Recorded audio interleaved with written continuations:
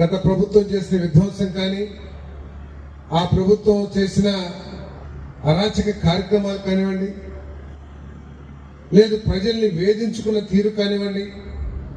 లేదు పోలీస్ డిపార్ట్మెంట్ని వాడుకొని అన్యాయమైన కేసులు బనాయించడం కానివ్వండి, తెలుగుదేశం కార్యకర్తలు, కూటమి కార్యకర్తల మీద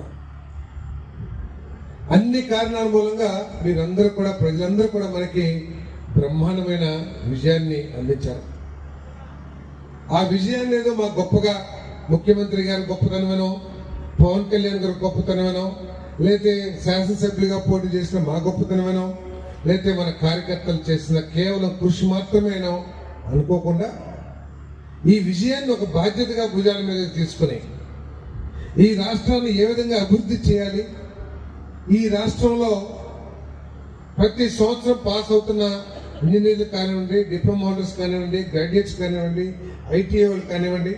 వీళ్ళందరికీ ఏ విధంగా ఉపాధి అవకాశాలు కల్పించాలి, ఏదైతే మా కార్యకర్తలు, మా నాయకులు ఇంటింటికి వెళ్ళి సూపర్ 6 చెప్పారో వాటిని ఏ విధంగా అమలు చేయాలని చెప్పేసి చాలా బాధ్యతగా ఈ చంద్రబాబు నాయుడు గారి నాయకత్వంలో ఈ కూటమి ప్రభుత్వం పనిచేస్తుందని చెప్పేసి మీ అందరికీ మనం చేస్తాను.